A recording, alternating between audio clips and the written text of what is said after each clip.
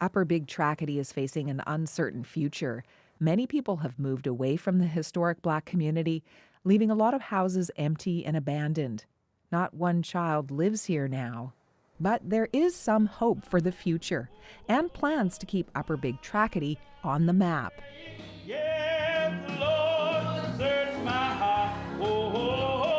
Many of the people who do still live here attend Tracadie United Baptist Church.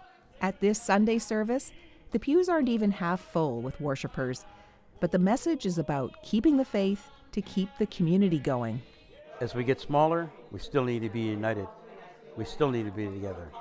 We're stronger together instead of pulling apart. And that's really what the message is all about. Staying together, keeping strong. Mary Desmond is part of the congregation. She also has deep roots in this community. I lived here for about 20 years. I married Deacon Everett Desmond. We lived here. We lived up in the house, the farmhouse, his father's farmhouse. You know, I had to leave my family to go to live somewhere else because of medical problems and because there's no one here to help me. That's really tough. And then to come back here today to do this interview with you and to stand by my home that I had to leave, it hurts. It really hurts. Desmond is still very connected to the area. She belongs to a local seniors action club, and they have a plan to build an Afrocentric long-term care facility in Upper Big Tracadie. It'll be built for us, by us, and with us. And those traditions will live on, because when you feel family, that is the best medicine for anybody. She envisions young people like Tyrell Byard coming to work in the long-term care center.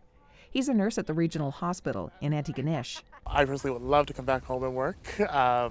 I'm really a family guy, so I would love to just be here with my family and just really connect with them. And coming home to work is really a huge thing.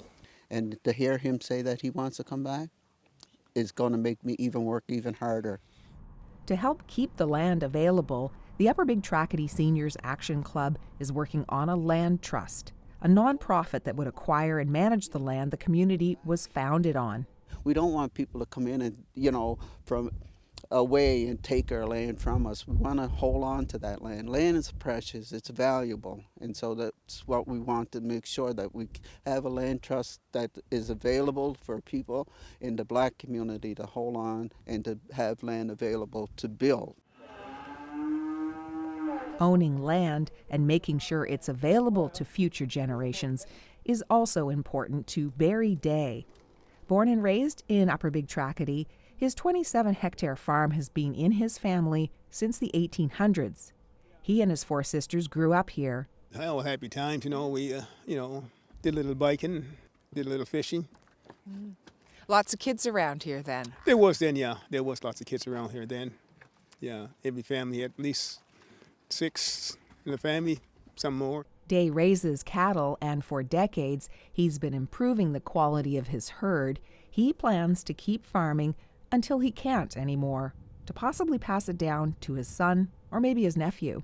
I've been doing it for a lot of years, so I know a lot of things. I can help them to get established, and get things going for them. And, at least it's better than when I took over, and we had just horses here, and now we got tractor here, 2 tractors here, and it's a lot easier to work. Barry says there is a lot of farmland in Upper Big Tracadie that could be put back into production.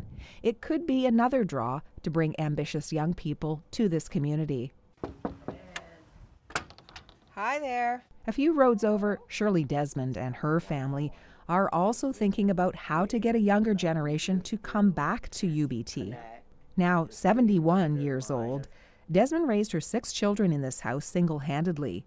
Her children are all adults now, and they moved away from UBT for work, school, and to raise their own families. This will be the family homestead. And, we've had conversations about, we do know Mom's aging. And, there is that possibility where we may have to make decisions around her health eventually. We've talked about, supporting her in that decision of keeping her in her home. It's company and you can feel the love. Like, I feel like I'm loved when I have the kids around me. Desmond will pass this house down to her children and then to their children and Shirley's great-great-grandchildren. Mom, did you want to say anything to Imani? Well, I welcome Imani today, first time to my home, and I can't wait for many more days to come. This kitchen is warm and filled with love. It's a lively home at the end of this gravel road and a glimmer of what could be if others can find a reason to return and stay in Upper Big Tracadie. Portia Clark, CBC News, Upper Big Tracadie.